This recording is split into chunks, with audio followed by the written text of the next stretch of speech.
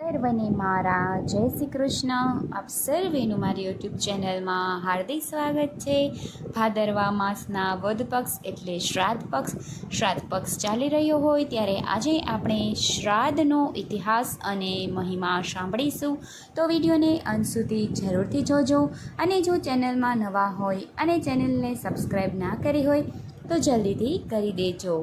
આપણા શાસ્ત્રોમાં શ્રાદ્ધની વ્યાખ્યા કરી છે કે શ્રાદ્ધ્યા કીર્તે તદેવ શ્રાદ્ધમ. પિતૃઓ માટે આપણે જે કાંઈ કાર્ય શ્રદ્ધાથી કરીએ એ જ શ્રાદ્ધ. શ્રાદ્ધમાં શ્રદ્ધા હોવી જરૂરી છે. મનુષ્ય માત્ર ઉપર મુખ્ય 3 પ્રકારના ઋણ હોય છે: દેવ ઋણ, આચાર્ય ઋણ અને પિતૃ ઋણ.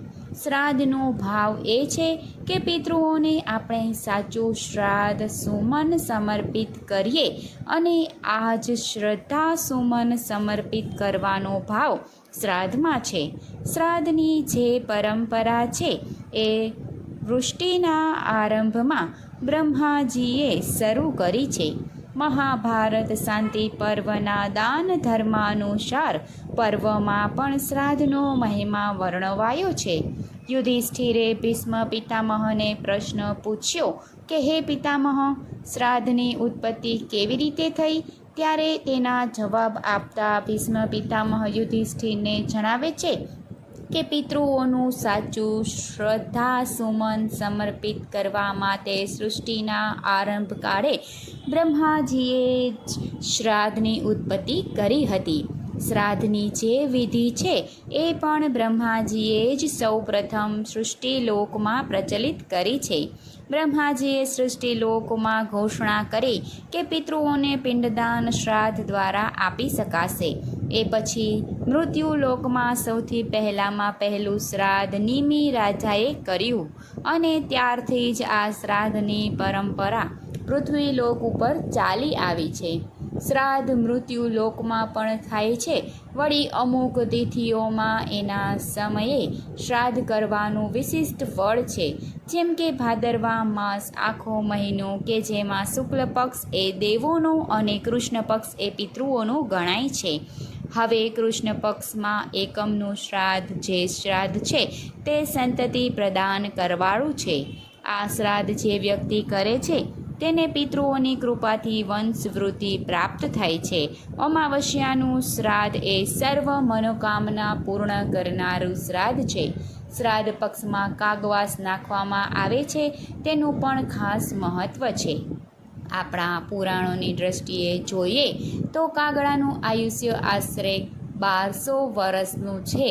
એટલે કાગડા આપણા પૂર્વજો જોયા છે એમ માનવામાં આવે છે. તેથી વાસ નાખવાનો મહિમા છે. ભાદરવા મહિનામાં જ કાગડાની પત્ની કાગડી સગર્ભા બનતી હોય છે. આ કાગડીનું પૂરતું અન્ન મળી રહે અને તે તૃપ્ત થાય એના માટેની આ ઋષિ મુનિઓની એક વ્યવસ્થા છે કે પિતૃઓના માધ્યમથી પણ પક્ષીઓ તૃપ્ત થાય. વળી શાસ્ત્રોમાં એવા પણ એક મત છે, માન્યતા છે કે કાગડાના ચરકમાંથી વટવૃક્ષ અને પીપળાના વૃક્ષનું સર્જન થાય છે. એમાં પણ ખાસ કરી પીપળાનું વૃક્ષ એ બધા જ વૃક્ષોમાં સૌથી વધારે ઓક્સિજન વાયુ આપવાવાળું વૃક્ષ છે. તેથી આ વ્યવસ્થા છે કે ઓક્સિજન પણ સારી રીતે પૃથ્વી પર જળવાઈ રહે અને પક્ષીઓ પણ તૃપ્ત થાય. શ્રાદ્ધમાં દૂધપાક કે ખીર ખાવાનું મહત્ત્વ છે. ભાદરવા મહિનાના કૃષ્ણ પક્ષની આરંભી અને શરદ પૂર્ણિમા સુધી આપણે ત્યાં દૂધ સેવનનું મહિમા એટલા માટે છે કે આયુર્વેદિક રીતે જોઈએ તો એસિડિટી જેવા રોગનો પણ નાશ એ દૂધથી થાય છે. વિષ્ણુ પુરાણ અનુસાર દૂધપાકનું ભોજન એ પિતૃઓને તૃપ્ત કરવાવાળું છે. પિતૃઓની જ્યારે પરિવાર ઉપર કૃપા થાય ત્યારે ધન ધાન્ય અને સંતતિની પ્રાપ્તિ થતી હોય છે.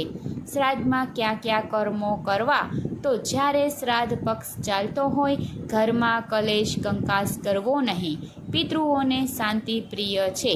શ્રદ્ધાયુક્ત થઈ પિતૃ તર્પણ કરી આપણે પિતૃઓના આશીર્વાદ મેળવવા આપણા જીવનને કૃતાર્થ કરવું. ધર્મ સિંધુમાં એમ કહેવામાં આવ્યું છે કે શ્રાદ્ધ કરવાથી 2000 વર્ષ સુધી પિતૃઓને સદગતિ પ્રાપ્ત થાય છે. આમ શ્રાદ્ધ કરીએ અને પિતૃઓનું આપણે સાચું તર્પણ કરીએ તેમજ શ્રાદ્ધયુક્ત કાર્ય શ્રદ્ધાથી કરીએ અને પિતૃઓ તૃપ્ત થઈ ખૂબ આશીર્વાદ આપે, બધા આશીષ મેળવીએ અને આમ વર્ષોથી ચાલી આવતી આ પરંપરાને આપણે આગળ વધારીએ. તો બધાને મારા